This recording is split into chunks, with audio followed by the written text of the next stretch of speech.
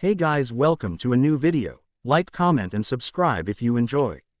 Without any further interruptions, enjoy the what if. Weeks later, after several dozens of D-rank missions, Naruto's patience had reached its limit. Stop everything, Naruto crowed, his arms extended opposite of each other for dramatic effect. He pointed his index finger at the unamused-looking Hokage sitting in his desk. I'm tired of going on petty tasks like painting some old dude's shed or repopulating destroyed forests. I want a real mission. Besides, I find it offensive that you keep sending us on missions involving the latter just because I'm a Senju.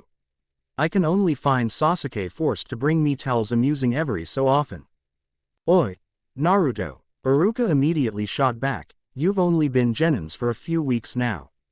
You can't request anything beyond AD rank until you've garnered a decent amount of experience as a team. You won't be getting any special treatment just because you're a Senju, you know. Naruto hummed and pouted to Sakura's side, his arms crossed behind his head. I'm not asking for special treatment. I just want something worthy of our skills. You know pretty darn well we're the best Genin team in Konoha. Who? Sarutobi chuckled. It's rare to hear you speak so boldly, Naruto. Is this confidence, or perhaps arrogance? Neither, Naruto quickly clarified, a pinky rummaging through his ear. I'm just stating the obvious by piling up the data, like Jiraiya Ojii taught me. He made a face as his eyes reminisced his time in the academy. This job looked a lot cooler in the brochure. I don't tend to agree with the Dobi, Sasuke, surprisingly, added. But I also think we're ready for something a little more challenging. Iruka sighed. Not you too, Sasuke. Sarutobi tapped his fingers on the wood of his masterly crafted table, one ironically carved by Naruto in one of their D ranks. As Naruto pulled on one of Sasuke's bangs and Sakura looked on annoyed, Sarutobi observed the gathered prospects, inspecting their strengths and weaknesses. They were definitely an odd bunch. Sasuke was hot-headed and cynical, and could be easily swayed by his emotions. Naruto was the other side of Sasuke's coin, yet at the same time harbored some of those weaknesses. Sakura was the level-headed of the team, if not a little fangirly, but offered little ability-wise at the moment. They all had much to grow. Still, worst-case scenario, they all had Kakashi's flawless skills to snag them out of any unfavorable situation. The man was a retired Anbu captain, after all. Kakashi, he called to gather the attention of said copy nin. He tapped his index on the wood under it, gauging his own capacity to ask himself if he should or shouldn't grant a higher-ranked mission. What do you think? Are they ready for a small-scale operation? A hollow thump spread within the room when Kakashi's book clapped to a close. He stored his entertainment in his pouch, and directed his eye down at his students. It's a good thing he was forced into that training to grow immune to puppy dog eyes with Kushina. That woman could really put pressure on you. No, I don't. He savored their looks of betrayal, from Naruto the most. However, not to offend Hokage-sama, but at their age I had already gone on several A-class missions which you had personally given to me. AC rank is nothing special. I'm aware times have changed, but the tenacity of young ninjas still remains. In fact, I dare say it's gotten stronger with these relatively peaceful times. Sarutobi breathed a column of air. He considered it, yet battered himself for the mere act of doing so. They were inexperienced, too inexperienced. Hashirama-sama had died leaving behind a legacy that discouraged exactly this, and now he was going to go against it just because he trusted Team 7. Yes, they were Team 7, his mind argued back. This was the team that had breeded some of the greatest shinobi in history, the Sannin, Hokages and various legends. He rummaged through some scrolls for a moment in search of something small, but worthy of their time. Ah, perfect. Very well then, C rank it is. Team 7, I hereby assign you to do some data-based recon on an abandoned warehouse on the outskirts of Port City.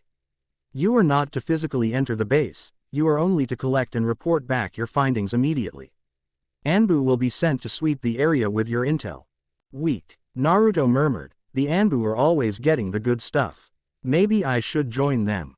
Don't be ungrateful. Besides, Kakashi's eyes wandered off towards the Yondaime's stone head visible through the back window. You're not cut out for Anbu. I should know. Before any further inquiries could be made about Kakashi's choice of words, Sarutobi cleared his throat and regained the attention of the younger members of Team 7. You have your instructions, boys and girls. Remember that it's a consensus. He hurled the scroll with the coordinates of the warehouse to Kakashi, and the latter caught it without taking his eye off the window. That those that break the rules are scum. But those that abandon their comrades are worse than scum. Sakura glimpsed at their teacher, her mind recalling his words after they had been instated as Team 7. He seemed so distraught when he said those words to us.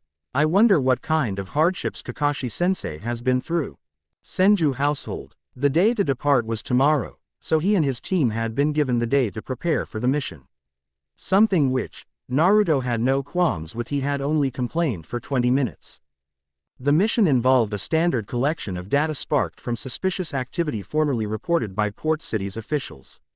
Apparently, there had been some mysterious disappearances in the nearby vicinity, and the board was calling on Konoha, its parent governmental body, to investigate where the city suspected they were being held. Basically, they were being sent to gather intel so the big dogs would come and eat the prosecuted. Naruto didn't know how he felt about that. After the front guards had cheerfully allowed him entrance into the compound, Naruto made his way across the mellow whistling a tune he had once heard Jiraiya whistle. Again, yes. Naruto stopped and wandered his gaze towards the grand fields of pasture to the west. There he saw Jiraiya and Gaara, the latter attacking the much grander man with a flurry of kicks and punches, something Tsunade had strictly forbidden him from doing for the first 4 weeks. He immediately made his way towards them with his arms flailing back. But for the wrong reasons. Oi, he cried hysterically, let me in. I want in, I want in. Gaara, let's rid the world of the god of hentai together. Oh, Jiraiya made hooting noises at the nearing Jinchuriki. Naruto, my boy, we haven't had a good spar in weeks. Come at me then and show me what ya got.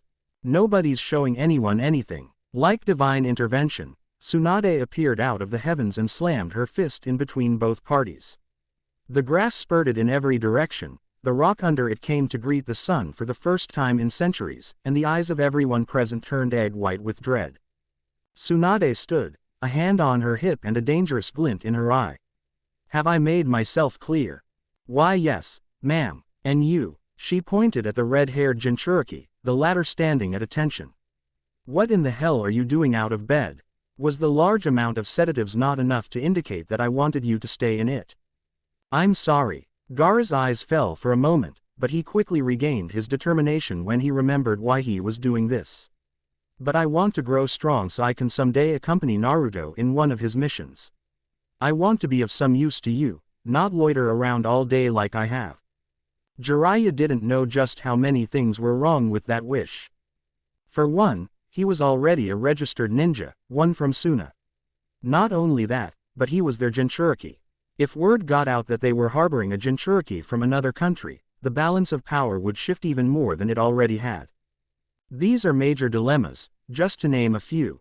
But to tell Gaara this would be crushing his resolve. Gaara, Tsunade started, aspirated. You're already a ninja owned by Suna. Not to mention you're the Kazecage's son. Oh, and they also don't know you're alive. If word were to get out we're giving you asylum, you can be sure they will demand you back at the penance of war. By all logical aspects, I should lock you under our basement and give Suna a call lest they find out on their own. Jiraiya could have slapped himself. Though honestly he shouldn't have been so naive when Tsunade was involved. Really, I'm more surprised she didn't crush his hopes sooner. Women tend to do that. Gaara seemed a little jittery hearing Suna brought up. Do I really have to return to Suna? Naruto neared, and this time, made his intentions clear as he lifted a hand and patted his shoulder. Gaara, don't you want to go back to your home? No, Gaara subconsciously denied, his eyes darkening and his entire composure trembling, though no one knew if it was out of fear or something else entirely. I don't want to go back there. Can't I stay here, please? I'd love that. Naruto smiled, a smile that calmed Gaara immensely. He turned to Tsunade with that very same expression. Tsunade obaa, can't he? Sighing, Tsunade rubbed her aching temples. It's not that simple. Truthfully, she wouldn't mind having Gaara around. He was a Jinchuriki just like Naruto, and she could tell they could understand each other perfectly. They had only known each other for a few weeks, yet they already had a flourishing friendship. Let's not talk about this right now. Besides, in his condition, he can barely walk to the gate. Gaara, Naruto interrupted, arms behind his head. Wanna go get some ramen? Gaara instantly nodded. Sure. Oh, Jiraiya chirped. Can I go too? Yeah. Naruto started walking with Gaara right next to him. But you're paying. Che. Jiraiya ruffled the blonde's head. Sharp as ever I see. Fine, but no more than 10 bowls. 30, 15, 20. Final offer. Fine. Oi, Tsunade growled, the party of 3 freezing with a noticeable hump. Quote.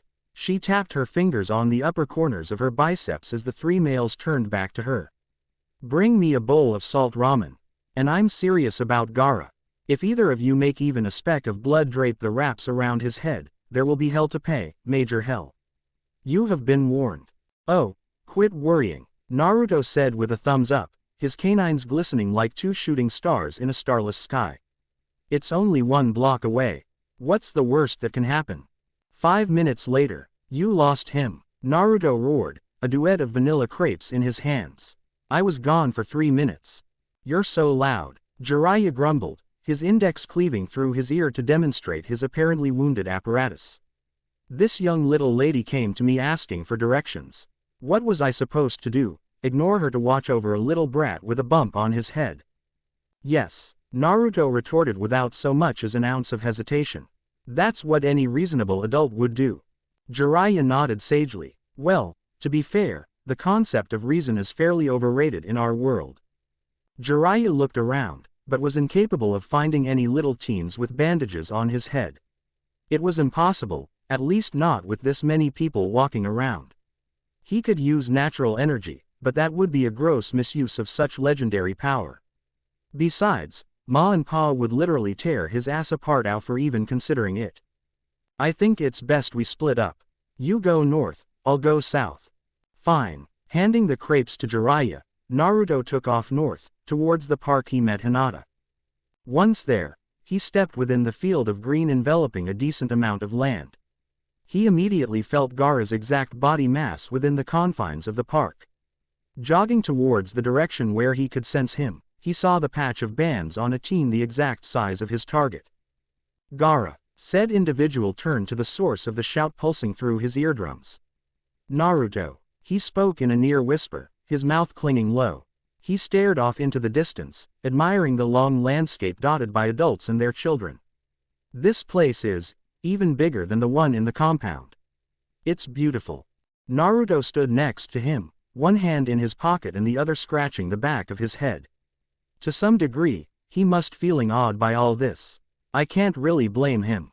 Soon as a wasteland compared to this place. Well, going by the rumors. He fell to a squat and caressed the grass below. Hey, Gaara, what do you think of this place so far? Of us? Gaara observed how the blades under Naruto's palm seemed to follow, even grow under his hand. He had seen this reaction of nature around Naruto before, but to this day he still felt amazed by his very existence. They were so different, yet at the same time so identical. If there's such a thing as paradise, this place is probably it. But what I enjoy the most isn't its environment, but the people around me. Tsunade-sama is someone I admire for her strength, ability and grace. But above all, her passion to help others regardless of who they are. Even someone like me, she has fed me countless times, healed me and scolded me. She offers this warmth I somehow know I have never had before. Almost like she was, I don't know the correct concept nor expression. Like a mother. Naruto turned to him smiling, oblivious to Gaara's look of complete confusion. I consider her my mother too. She's someone who saved me, who was there for me and fights to protect me. She came to this village, a village she loathes, for my selfish request of coming back. We're on the same boat, you and I, on many different levels. Yet I still feel alone. Gaara clenched his fists. I feel unwanted for whatever reason, like I've been conditioned to feel this way. Like I'm worthless, expendable and nothing more than a tool. It drives me mad. You're none of those things, Naruto stated firmly. He stood back up and placed a hand on his shoulder. I nearly thought myself just like you years ago. The people in this village used to loathe me for reasons beyond my understanding. I did pranks to get their attention, to have them acknowledge my existence, but I never allowed them to downsize me. Nobody has the right to call another human being worthless. Whoever warps a reason to do so, I don't care who and why, I'll beat their asses to the ground until they stop breathing. We all have a right to exist, and you and I aren't the exception. Follow my example, Gaara, and don't give up just when things seem dim. Instead, fight harder. Gaara stared into Naruto's brilliant, violet eyes. There was a fire brimming behind those seldom-seen orbs, a fire born in every one in a million people. A fire bigger than Gaara's own, but nonetheless identical. He smiled and finished the connection by placing his own hand on Naruto's shoulder. Thank you, Naruto. No problem. A grin, one boasting more power and energy than any Gaara had seen before. What are friends for, right? Friends. Gaara had never heard the word directed to him. It felt foreign, luxurious and underrated, this connection which many took for granted. His smile grew impossibly larger, one Naruto had never seen on Gaara. Yeah, friends. Konoha's main gate. Sakura didn't know how to feel about this boy Naruto was introducing. At first glance, he seemed a little unnerving. To be fair, though, the way he was trying so hard to make a good impression was kinda cute. He reminds me of Hinata when she's around Naruto. Wow, I just saw a very naughty image flash through my mind. Sakura was truly surprised to realize her tastes were somewhat same-sex oriented. When Naruto and Gaara were involved, anyways. So when will you be back? Asked Gaara as Tsunade, Kakashi and Jiraiya conversed behind the four genins. Will it be dangerous? Nah, denied the blondest of the group, hoisting his blue pack to better accommodate his shoulder. Like I said, it's a C-rank mission, so it's really just something we'll probably finish in a week or two. I am excited we actually get to leave the village, though. Naruto. Sakura sounded annoyed. I don't think you should be giving details of a mission before we even start it. Don't worry, Sakura-chan. Naruto winked at her. I already told him all about it at dinner. Oi, so, Kakashi started once again when he was sure their conversation wouldn't be overheard. You both know the risk of him finding out increases as the rank of the missions does, Tsunade-sama, Jiraiya-sama. What is the procedure if he starts asking questions? I doubt denying affiliation would work at his age. We've discussed it with Sarutobi and decided you're allowed to inform him, Jiraiya said, his eyes hard and his arms crossed over his chest. I think we've waited long enough and I have faith Naruto can handle the information. I doubt the occasion will arise, but you have our blessing to tell him. He's grown to trust you, he's told me so countless times now. Are you sure? Kakashi felt hesitant, almost unworthy. Naruto views you two as his parents. I'm sure he would want to be told by people he feels comfortable with. Snorting, Tsunade chuckled. It's unlike you to sound so unconfident, Kakashi. She reassured him with a smile. It's thanks to you that I garnered enough resolve over the years to come back for my little blonde Senju to begin with. You're as much as his godfather as Jiraiya is, and a part of what he considers family. We're counting on you if the situation comes to be. Kakashi sighed and rubbed the back of his head. I understand. Accommodating the small backpack over his shoulder, he turned to his team and joined them. All right guys, time to go. I'll take the lead, Sakura you take our flank, Sasuke and Naruto you take our sides. Let's move. I want to be back as soon as possible. Yeah. As Tsunade watched Naruto take off with his team, she thought back to the moments she and Jiraiya had blasted him through trees, and the drills Tenzo had made him do every morning at 4. He was but a child back then, but now he was a ninja, one heading out to his first real mission.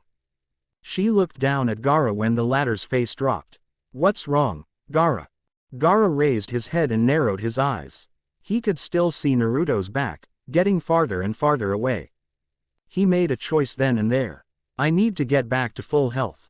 If Naruto were to ever need me, I would be of no use to him as I am.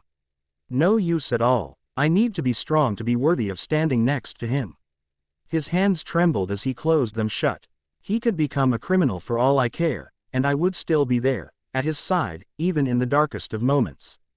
But as I am now, it's impossible. Even though Jiraiya doubted or at least hoped that would ever happen, he admired the loyalty Gaara had for Naruto. He himself had seen the young heir grow from a snot-nosed brat to a ninja in just a few years. He gently, almost warily, placed a hand on Gaara's still tender head. "I like your stuff, kid. I'm gonna make sure you get back to your prime, that I promise. And I'll continue trying to get your memories back." Tsunade also placed a hand on his shoulder. "By the time he gets back, I'll make sure you can stand next to Naruto on your own. I want you to watch his back, and I want him to watch yours." Gaara felt something familiar, yet at the same time knew about this picture. Two people, one on each side, their hands reassuringly on his body, and he feeling protected, cherished. He allowed the feeling to sink in, and smiled how Naruto had taught him. "Thank you." Outskirts of Port City, days later. "A boredom brews within me the likes of which the world has never seen, Sasuke. A very big boredom, bigger than your ego. It sounds impossible, I know, but it's true. Have you ever noticed that you get bored easily? Are you implying I have some sort of disease? ADHD, or something like it? Your naivete shocks me, Sasuke. What makes you think I would know what ADHD is?" HN. Naruto rolled around his small lump of dirt, but stopped when Sasuke took his eyes off the target to ease the stiffness in his neck. He took out his own night vision goggles, and absorbed the same scene he'd been looking at for quite a while now. It was a metal-framed warehouse about the size of the academy, one laying inside a crater made to shield it from prying eyes. It was like a turtle's shell carved into the earth, though it was far too in the open to be considered obscured. The countless traps they had to deactivate before reaching where they were, however, indicated they didn't want visitors. At least not the uninvited type. Sasuke sighed and rubbed at his neck. "Any movement?" "Zit," Naruto informed, his eyes appraising the wooden entrance. He slipped away to wander his monochrome sight towards its surroundings, but found nothing new. After Sasuke continued his turn, he lowered his standard issue, single-tube device to check a lightless watch. He lifted a small recorder and pressed it. 2300 hours. No movement, no individuals leaving or entering the base. Again. Once Naruto offered the recorder, Sasuke took it without taking his eyes off the building. He too pressed its fuse and started his monologue. "On the map we scribed, points of access include 3 terms in our scavenge hunt, one of which is attractive but in broad sight. Advised to proceed from Point Alpha and detour left where more wilderness is visible. Don't you think this mission's more suitable for a team that specializes in tracking and locating?" Naruto asked as he stared at the stars above. "I mean, I feel like this mission was never meant to be done by us. I feel like it was supposed to be done by some other team from our generation, you know." "You're overthinking things," Sasuke responded as he scribbled some things down. Giving another look to the point of access he recommended, his eyes broadened when he heard a shriek, one almost unnoticeable and perhaps female shriek. "Am I hearing things?" "You're not." Naruto quickly stood and glared towards the building. "I'm going." Once Naruto took a step forward, Sasuke dragged him back down. "We were given strict orders not to enter the perimeter, Naruto. It's the Anbu's job to comb the area of possible inside threats. We're done with our assignment, we need to get our data back to Konoha for processing." "Sasuke-kun." Sakura crawled her way next to the still flaring Uchiha. "I'm here to relieve you. Kakashi-sensei is still in discussions with the village elders," he said. "What's going on?" "Naruto here wants to rush into the building because of something that may have just been the wind." Sasuke retook Naruto's wrist the moment he had launched forth yet again. Naruto twisted it, and Sasuke went under his arm to avoid a lock. As they countered each other's counter kick, they slid back and prepped to go again. "This isn't a damn game, you moron. We aren't kids anymore, we're ninjas. I won't let you compromise the mission for something so trivial." "Sasuke-kun's right, Naruto." Sakura backed up Sasuke's argument. "The linear conduct states we should avoid doing the unnecessary. At the very least, let's go get Kakashi-sensei. What you're about to do is way out of protocol." "I know," Naruto growled, his eyes crawling with indecision. He fell to a single knee, and quickly made use of his hands. Mokuden. Wood clone jutsu. Using his cells as a host, he made a wooden clone crackle and come to life right next to him. Gigi said not to physically enter the base, right? He won't have a problem if I send a clone. Wait, Sasuke tried to grab the clone's arm before it took off, but it was already going for the access point he indicated in the report. Turning on his heel, Sasuke balled his right fist, and slammed it against the blonde's face, his teammate barely stopping himself from falling on his back with his right arm. You're an idiot. This isn't like we were in the academy, loopholes aren't supposed to be taken into account. Naruto. Sakura rushed to her fallen comrade, but stopped when he held out a hand for her to do so. Naruto rubbed both the jarring ache and the small dots of blood from his lips. He curled them into a sneer, his eyes sparkling with jest. You done fretting? When Sasuke took another step forward, and Sakura made to come between them, Naruto's eyes went alive with disbelief. Everyone instantly froze. What the hell is this? There are countless people in there, some of them mutilated and opened up like lab rats. He winced, feeling a sharp pain, indicating something else. Somebody took down my clone in a single strike. Fuck. Oi. Naruto. When Naruto took off at startling speeds toward the building, Sasuke and Sakura followed after him without much choice. Naruto reached the main wooden door and breached it off its hinges with a single kick. A metal door reaching to the ceiling stood before him. Remembering the ventilation shaft his clone used to get in, he shot his eyes left where he recalled it was. Entering the room next to the previous one, he found it on one of its top corners. From there, he started crawling through it for a distance that felt like kilometers. As he dropped on solid concrete, he held back this evening's ration bar smelling rotten flesh, sulfur and methane all boiled into a single pungent stench. He corked his mouth, but held himself true only with sheer willpower. When Sasuke and Sakura landed behind him, however, the female of the two couldn't stop herself from going apart from them and doing countless heaves. Sasuke was more used to it, seeing as he had experience with mutilated bodies and their smell. Well, a voice, sultry and sounding somewhat cocky, came from behind them. They instantly turned to come across a man in a black cloak. Through the darkness, they bit back a gasp seeing a pair of Sharingan eyes. That old warmonger said I would have at least another week before a team was sent to burn this place to the ground. Sasuke's eyes fixated through the darkness. Itachi. If only, the man chuckled. He lowered his hood, and revealed his pale skin and Sharingan-infested head. No, my name is Uchiha Shin. You must be Uchiha Sasuke, Itachi's younger brother. Akatsuki Base, a Megakure. Itachi's steps were refined and unnoticeable as he transversed the hollow hallways of a large tower. His Sharingan glimpsed left and right, registering his surroundings without so much as a millisecond of difference. It was no exaggeration to say that his Sharingan was the strongest since Madara's time, and thus far, nobody could discredit such a claim. He was living proof of it, after all. But Itachi was anything but arrogant. Even he would admit his dojutsu paled in comparison against his leader's eyes. Sure, his held the pros to manipulate time and reality within a warped space, but this man's could distort and bend creation at his will in the real world. That, in Itachi's opinion, carried more weight. This person was a very dangerous individual, one capable of annihilating villages without an ounce of effort, and continue to fight a Biju after. Itachi could tell this was a fact when he first saw into his eyes. He wouldn't deny he could hold his own against this man if only for a while, but he wasn't arrogant enough to claim he wouldn't fall to his power eventually. For who could defeat the almighty Rinnegan, the Sharingan's likely progenitor? Itachi stopped before a door, his eyes catching every out-of-place grain on its surface. He swallowed back a cough, one he knew hinted at his illness only getting worse. The need to cough was like his watch, clicking and reminding him he had only a certain amount of time. Like grains of sand in an hourglass, every particle lost can no longer find its way back to the top. Itachi, came the monotone voice of one of the most powerful men he knew. You may come in. Impressive. He must have heard my attempt to stop myself from coughing. As expected from the leader of the organized group of murderers Itachi found himself to be a part of. Yes, Leader Sama. He turned a knob and stepped in, closing it shut behind him.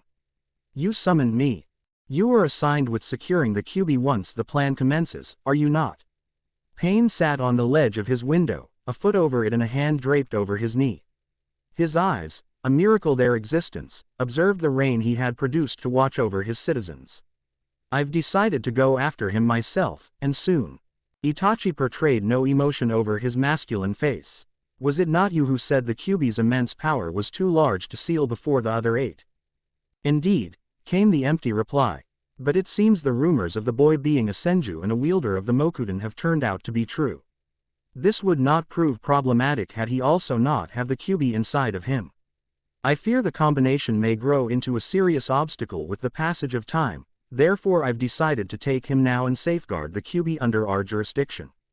That way, we will have it at the ready when the rest of the beasts are in the statue.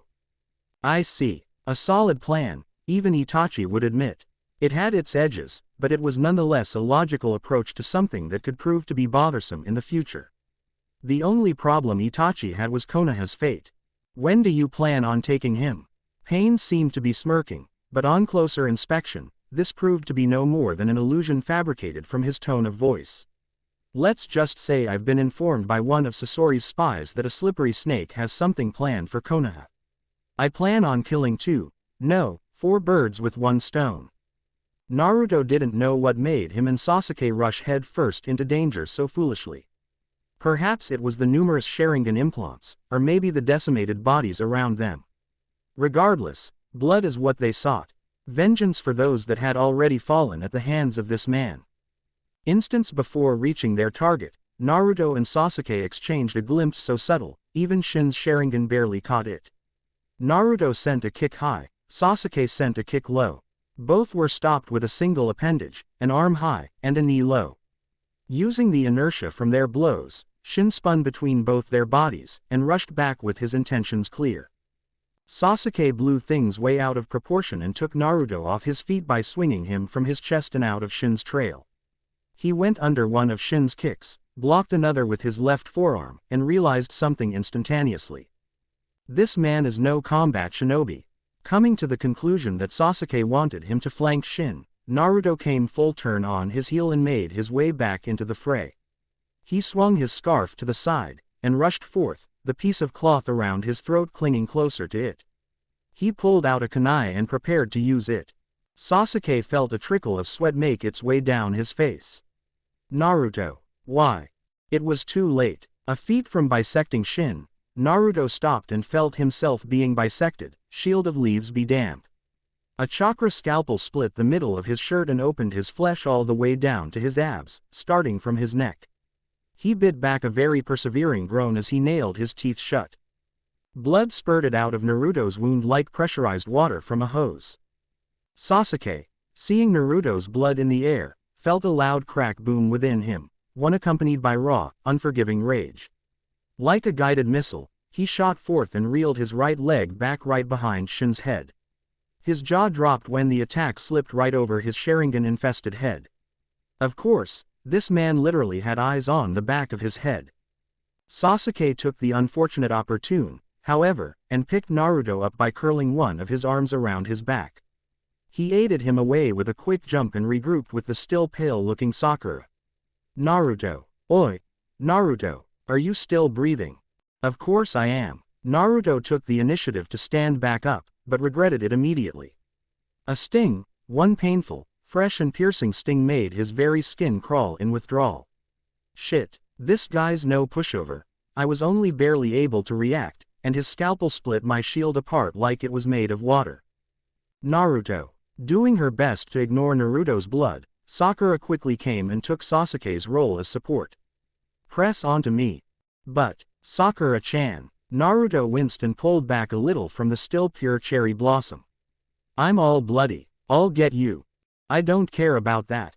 Sakura interrupted, her pair of emeralds shielded in a crust of liquid. But she refused to shed a single tear. She would not break the 25th shinobi rule. Can't we just get out of here? He's too much for us, we're only genin. We can't do that. Sasuke frostily intervened, his eyes meeting the Sharingan eyes before him. He knew his pair were also there, just waiting to be tapped. He could feel it, not until we find out who and what this guy is. For once, I agree with Sasuke. Panting, and with blood soaking the edges of his ruined shirt red, Naruto stood on his own and balled his fists.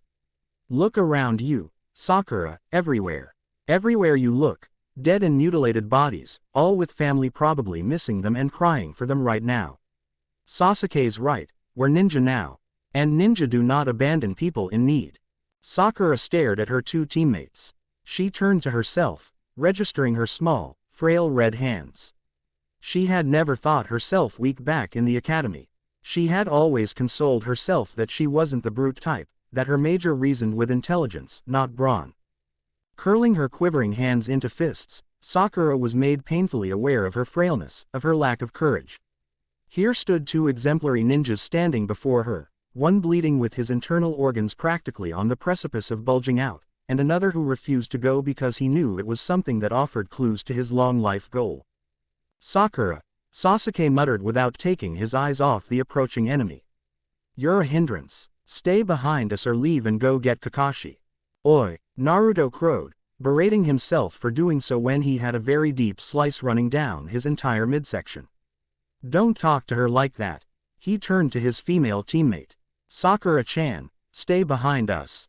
This guy may be out of our league, so me and Sasuke need some space to spread our wings. You're no better, Naruto. Sasuke growled. He looked the blonde up and down, shaking his head at his condition. You're both better off staying out of my way. With that injury, you won't be doing me any favors. Food for thought, Sasuke. Naruto straightened his posture, though still harbored the insufferable pain from his dangerous injury. My Senju genes make me a fast healer, and my Uzumaki ones only help supercharge that further. Though even I won't be able to heal something like this immediately. Then, Sasuke turned to Naruto, his eyes challenging and smug. Can I count on you for once? Naruto ripped his orange shirt right off his shoulders. Open flesh graced his chest with a narrow vertical line, one glistening under the artificial light of the laboratory. He sniffed his scarf, and cuddled his nose into it. You're underestimating me, Sasuke. He gave it another twirl around his neck, just in case. That'll get you killed someday. Sasuke grinned. He didn't know what Naruto was insinuating. Perhaps it was a misunderstanding, or perhaps the blonde had really hinted that he would someday fall to his hand. Either way, he found his sass somewhat amusing. Interesting words. Sakura, free the people in the jail cells. We'll keep the walking pacifier busy. Realizing there was no way she could stand side by side with these two, Sakura felt herself helpless. She had at her disposition two of the ninjas rumored to be the next leaders of their generation, yet she felt helpless. But then came why. It's because I'm nowhere near their level. She shook those thoughts away, and decided to do what she could now. Please don't die, both of you. I'll free the people inside the building. Sakura took off, unknowingly leaving her teammates to be molded by fate. Free them. Shin stopped a few feet from his two new test subjects. Why are you trying to halt humanity's thirst for knowledge? Have you any inkling in that foolish head of yours what I'm trying to achieve, or are you merely being led by the primitive chemicals and signals in your brain that initiate states of sympathy for your fellow man? Feelings aren't something that can be explained, you monster. Naruto raised both his fists, and prepared his legs. Sasuke did the same next to him, but on the opposing side. Feelings come from deep within us and it's what makes us human. We care for one another, not just because it's right, but because we know how much we can hurt each other. Now I know you're naive. Shin crossed his arms before his chest. Humans in general are a species founded in conflict and war. The latter is a necessary stem on the grand scheme of things. It keeps the species strong, adamant and fresh. It crushes the weak, and allows the stronger genes to manifest into a much brighter future. You two are prime examples of this. A chill crawled its way up Naruto's legs. Shin's final words were like an objective claim, one that had no way of being refuted. You're wrong. Your whole ideal is wrong. We aren't some simple organisms clinging to nature, we're all conscious and aware of our surroundings. That is why we must be careful. Shin's Sharingan glowered at his gullible nature. It was downright disgusting. We humans are as foolish as we are cunning. We're all selfish and impulsive, reasonable yet wild. Contradiction is our founding detail and we strive to hide it. Conflict is the only place where everything is laid bare, and with Orochimaru's help, I will be one step closer to plunging this world into yet another war. Shin sneered, his tattered lips pulling almost predatorily. But what of it? You two will still rise stronger either way. Your genes are remnants of the strongest DNA sequence in humanity's history, after all. He began walking towards them. All is for the sake of humanity, and its secured future. The means to my goals are irrelevant so long as they are achieved. After all, science is the only logical perspective in this world. You're insane, Sasuke growled. He looked this man dead in the eye, and saw Shin's dojutsu morph into what he knew was no longer the standard Sharingan. Here stood a man that had sacrificed everything in pursuit of his goals. He gave his body, his soul and even his sense of morale, gaining what Itachi expected of him. Now a question remained.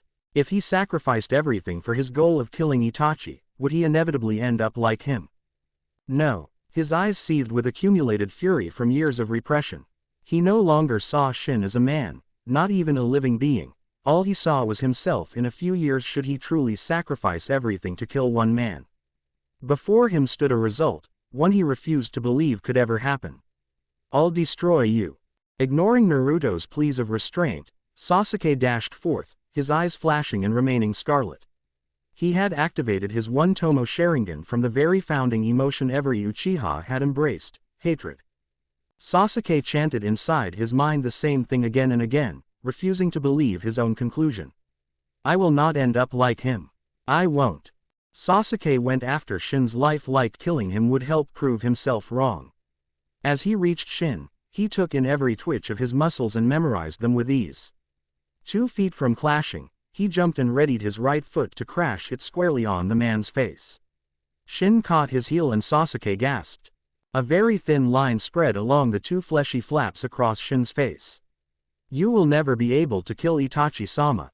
He slung the boy over his back, allowed him some flight to grant a false sense of security, and grasped his throat, crashing him into the concrete. You are nothing compared to him. Side by side, you're just another of the millions of worthless weeds needing to be crushed. Shin suddenly found himself catapulted towards the giant, metal door. He crashed, tumbling the whole mass of steel and summoning every dust particle within. Naruto stood before Sasuke, his whiskers feral, and his eyes a raging crimson. A hum of steam echoed in the room, one sourcing from his chest. The red line running horizontally across his midsection healed in a split second, and the leaf petals in the vicinity turned aggressive and protective of him. Worthless. Recalling Gaara's words back in the park, Naruto subconsciously sprouted roots under his feet. He felt them grow, stem and rock the ground under him, but knew not how it was occurring. So, you think that just because you have a little power that gives you the right to deny the existence of others. The way you say it, the way you spit such bullshit, it makes me think you believe only a select few are worth taking into consideration, Shin. Naruto filled the room with a sudden flash of green light. You're wrong. He shot his hands together into the ram, then to the snake. Mokuden. Deep forest creation. Sasuke stood on all fours, Shin restored his composure, and both shared something mutually similar besides their Sharingan eyes, the awe of the spectacle taking place. Roots snapped the concrete flooring open, and tendons of the jutsu spread upwards and in every direction before Naruto. It expanded until it brimmed the entire width of the room, puncturing gargantuan holes within them and possibly affecting the building's integrity. They sped up, knocking down everything in their path and towards their initial target at blasphemous speeds, Shin. Under Naruto, a single, massive root carried him like the progenitor he was. Throughout the glorious exposure of lack of control, however, some of the large critters penetrated the roof above, decimating it with countless craters. Masses of concrete fell from the ceiling, shaking the entire building's foundation. Naruto didn't know where the technique had sprouted from, but he had felt it bloom inside him. Tenzo had once told him of the jutsu's name and effects, but had never showed it to him for one simple fact: Tenzo's Mokuden wasn't strong enough. Still, he truly believed he could keep it under his control, therefore the snake seal in his hands remained. Shin warily observed the staggering amount of roots nearing, all massive in scale, and intent on crushing him with the very metal door that kept outsiders out. Moments before being crushed, he was about to use his space-time jutsu to teleport away, but before any of that, he felt a painful pulse reverberating in his chest. Looking down, He saw what could only be a lightning-encased hand sticking out of his chest. He sprawled an alarming bulge of blood, and his Mangekyo Sharingan receded into their natural 3 tomos. What kind of power does this jutsu have to penetrate this many inches of steel? From the other side of the door, Kakashi sniffed once, his dual eyes steeled into a furious red and a thick lead. I can smell you from the crevice under the door, my good man. And you're definitely not a friendly, nor one of my lovely students, not with a stench of blood as powerful as yours. Am I to die? Shin felt his legs buckle from under him. The only thing keeping standing was ironically the thing that had him so weak to begin with. By the hand of a man I can't even see. Damn it, and I was days from perfecting the cloning process. When the growing forestry before him reached its target, Shin felt his ribs break, his legs shatter, and his lungs crushed under the immense pressure. Impossible. After energy finally ceased to flow through his coils, Naruto's body crumbled and headed for the floor. Several feet from meeting the green-infested base, his usual accompanists formed a bed under him, stopping his descent entirely. What? He heaved, his eyes returning to their original violet. Was that? I felt something warm inside of me. Kakashi squatted next to Naruto with a hand on his throat. Sighing, he patted the boy on the chest a little harder than necessary. Looks like you disobeyed orders. Coming from you, I'm not really surprised. But I suggest you be prepared with Tsunade-sama. Sasuke limped his way next to Naruto and sat right next to him, his normal charcoal eyes also retuning. His mind was in too much of a mess to even be happy about unlocking the Sharingan. What the hell was that? I have no idea. Naruto sat up and surveyed his surroundings. Everywhere he looked, green is what his eyes perceived. The place still suffered from dim lighting, but at least it no longer looked like a scene from a horror flick. Shit, if only we'd been sent here sooner. Maybe we could've. Sasuke remained silent, but Kakashi thought the contrary. Maybe it would have been you on those counters. I don't care. Naruto forced his body into standing back up. Peering over his shoulder, he made sure every body laying about wasn't damaged. His control may have not been the best, but he concentrated most of his efforts to avoid doing that. Protocol, a consensus, laws, I don't care about any of that so long as I save those suffering. It's exactly. They all reacted to the voice west from them. Shin was visible amongst the mass of roots, some of them planted into his shoulders and chest. He was minutes from perishing. Why humanity is so pitiful. War is avoided, because of your kind. Ironic, considering what you are, a Jinshu. A single kunai flew through the air, and unceremoniously, cleaved through Shin's forehead, taking his life and silencing him forever. All eyes went to the outstretched arm of Kakashi, broad as if he were a golden statue carved by a vengeful god. Resilience. I hate that in an enemy ninja. Oi, Naruto muttered. He turned to Kakashi, fear and something reminiscent to anger stirring inside. He was no longer a threat. You didn't need to kill him. Wake up, Kakashi howled. The silence that followed was painful within the confines of their group. His one eye stared at Sasuke, then at Naruto. We're ninja. Killing is our trade. I wasn't the one who caused this disaster, nor am I blaming you. But you need to remember we are trained from a very young age to kill. Be prepared to do so yourselves, because there hasn't been a single ninja in history that hasn't done it. We aren't paid to be heroes and not always will we be able to save everyone, don't be naive. If the rules of engagement are twisted, we may even someday end up being the bad guys. That is why I need you to grow from being mere tools, and be human, like in this situation. I won't praise you for defying orders, but I still respect your intention to try and save the innocent. Those words were soaked up by the pair of young ninja. Obligation as a ninja had nothing to do with what he wanted to get across, they could tell. It was a perfect mixture of logic and humanity. He wanted them to know that like their kunais, killing was standard issue in their line of work. Guys. Sakura walked through the debris as her hands shifted between reaching for them and withdrawing. Among their stares, she fell to her knees. Naruto and Sasuke were about to go to her, but they were held back by Kakashi. I'm so sorry. She broke shinobi rule number 25. I couldn't be of any use to you. She took in the remnants of blood running down Naruto's chest, the red over his lips, and the lilac around Sasuke's neck. Both harbored reds, One suffered purples, and both spoke of exhaustion. She crashed her hands on the floor, unknowingly cracking the surface under the grass. How can I call myself a kunoichi? Sakura-chan. Naruto had never seen someone so distraught, not since he had cried in the forests of the daimyo's village. He could see himself in Sakura when he had tried to prove to Tenzo he was worthy, that he had accumulated the necessary will to grow beyond his breaking point. Then change yourself. Sasuke's voice came as a surprise for everyone present.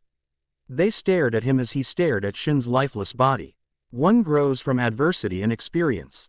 As that bastard said, me and Naruto are prime examples of such a fact. We were smelted from one shape, and then to another, growing stronger with each transformation. It's about time your turn came. Otherwise, he stood back up a little shaky.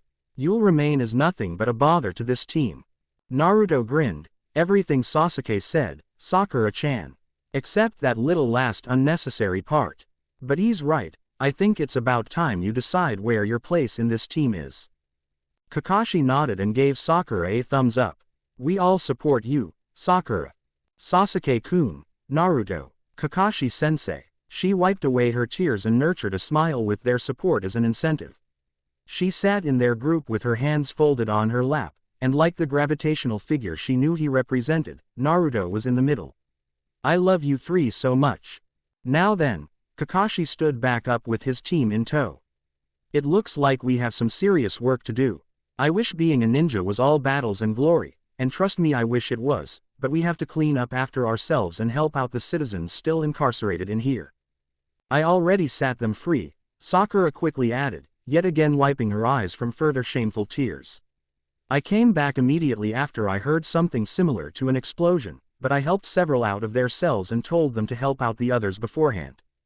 Oh, Kakashi patted Sakura's head, ignoring the unhappy pout that came with. That's our girl. Now then, I guess all that's left is to help them out with whatever we can. Next day, Port City's gate. Thank you very much for all of your help. Thank you for saving us. Have a safe trip. After working all night and dealing with the constant thanks of the villagers, Team 7 was finally departing for Konoha. As they walked their way out, waving except Sasuke, he was too proud and smiling back at them, they held their heads high and enjoyed a renewed sense of accomplishment. An hour after their departure, they decided to stop for a little impromptu lunch under a nice grove of trees and grass. As was customary, Sasuke moped alone under a tree eating a bento the villagers had prepared for them, and Sakura fawned over him. Naruto and Kakashi, however, had stepped away from them on Naruto's inquiry. Kakashi-sensei, Naruto started, leaning against a nearby tree. I want to ask you something I didn't want to ask in front of Sasuke and Sakura-chan.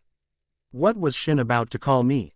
Crossing his arms over his chest, Kakashi also leaned against the opposing tree and heaved a sigh. I figured you would ask.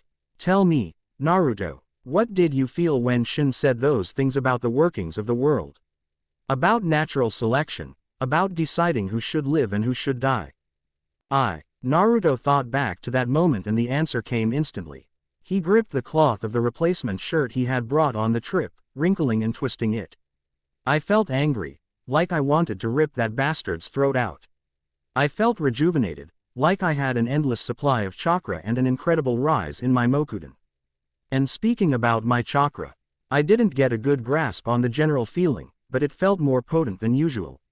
What was all that? You're a Jinchuriki, blatantly saying it was probably the gentlest way Kakashi could put it at this point. He allowed the boy to process such knowledge, his eyes showing he was deep in thought.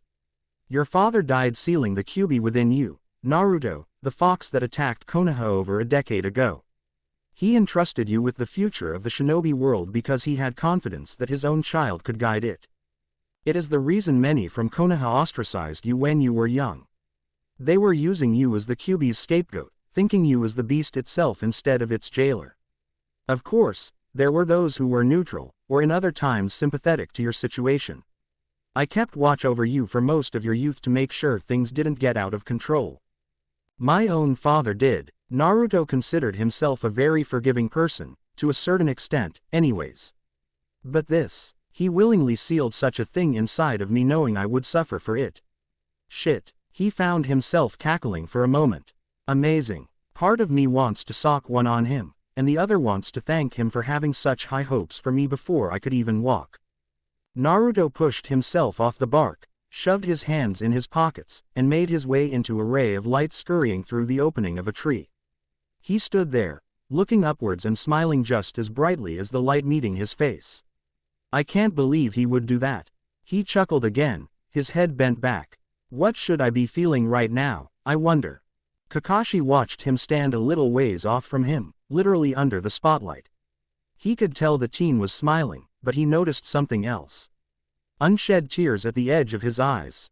His natural satellites were calm and harmless as they withered one after another, almost like they were stricken by a powerful disease.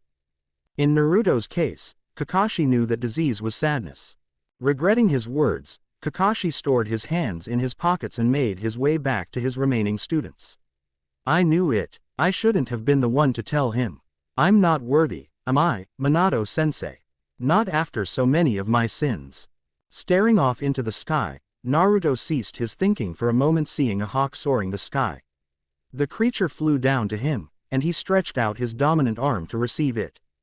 Realizing it was a messenger hawk from Konoha, Naruto took the scroll it carried and sent it on its way. A message from Gigi. Crap, we must be in trouble. The first sentence made a cold chill crawl down his back. Team 8's leader is out of commission and in dire need of reinforcements. Wait, isn't this Kiba's team? The land of waves, bridge. Hinata could have never predicted their mission would end like this, with she, Kiba and Shino, knocking on death's door. All was well when they had received their first C-rank mission. They had all been excited, in fact. But things had turned too real when the mission had been upped 2 ranks after an attack by 2 Chunins, upgrading it into the realms of A class. They had insisted on proceeding and to ask for reinforcements when they arrived in Wave. That was their sensei's compromise. That was a few days ago. After facing off against Zabuza for the first time, a previous member of the 7 legendary swordsmen of the Mist, Kurenai-sensei had given them the order to escort the client home while she kept Zabuza and his companion, one Hinata had noticed with her Byakugan at bay. When they had returned to her, their sensei was unconscious and suffering from severe wounds. Now Hinata laid on her shoulder, blood seeping down her collarbone and into her chest. Kiba was laying to her left with a broken arm, and Shino was the worse off with a kunai through his chest inches from his heart. She raised her head a little, and came across the sight of Zabuza and his exaggeratedly large blade. Her head nodded to the side and ended pressed against the floor. She felt the steel of her forehead protector under her chin, and came close to spurring out more blood. So this is it. There's still so much I wanted to do, so much I didn't get to do. I never got a chance to change the Hyuga clan. I wanted to eat more dango with Hanabi-chan. And I never told Naruto-kun how I feel. Kiba growled as he cradled his broken arm to stand back up and serve as a shield for his teammates. He panted, with each breath tainting his jacket only redder. Kill me, he breathed, his left eye going blank from the swelling. But spare my teammates. He lowered his head. Please. Kiba-kun. Hinata knew very well how hard it was for Kiba to swallow his pride and beg for their lives. She was incredibly touched by the gesture, but she couldn't allow it. Don't, Kiba. A noble offer. Zabuza stopped before the child and placed his blade on Kiba's shoulder without applying any sort of pressure. It was all for the sake of demonstrating his superiority. But one I don't care for. You see, I warned you the first time we met. The moment you little runts ran off with my target, was the moment your lives were forfeit. Correct, Haku. A few steps short of his master, Haku hesitantly nodded his agreement. Yes, Zabuza-sama. Don't be so quick to give up, Kiba. With Sasuke going in first, Naruto followed after him. When his Uchiha teammate skillfully kicked Zabuza's sword away, he proceeded to kick its wielder in the face, holding no strength back. He landed in front of Team 8, Sasuke behind him, and Sakura to his right. Not until I'm the one in a bloodied, dead pulp. Kiba was starting to think his one eye was showing him things. Naruto, they sent you guys. But this is an A-class assignment. They only wanted Kakashi-sensei to come, but I wasn't gonna leave you guys to your own luck. Naruto glanced over his shoulder, his hair swishing and his eyes narrowing. There he saw Hinata, bloodied and beaten, her glassy eyes staring at him. He gripped his hands, bruising the skin under his nails. Hinata. Naruto-kun, she must be a pathetic sight. Hinata knew it was out of her control, but laying defeated before Naruto was the last thing she wanted. She tried to raise her head, but it only came halfway up when it collapsed once more. Naruto. Hearing her cracked voice, cracked something in Naruto himself. He turned to their target, his teeth fastened and his eyes shut tight. He slowly, very gently reopened them. A narrow red had ripped his pupils in half, his whiskers had thickened, and his hair had gained some girth. When it came to combat, Naruto was no fool. He knew he was at a complete disadvantage against anyone in this type of situation. There was no ground, no trees, no leaves, therefore no way to use Mokudan except via his body. He had yet to truly begin honing his water and earth affinities, too. That only left his newly acknowledged source of volatile power. We're not on the best of terms, you and I. His teammates stared bewildered, they could tell he wasn't talking to them. But we're stuck in this situation together nonetheless.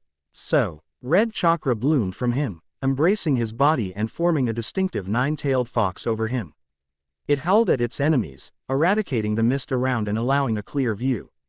Just this once, lend me your power. Thank you for watching. If you enjoyed the video, be sure to like, comment and subscribe, as well as checking out the author on fanfiction.net.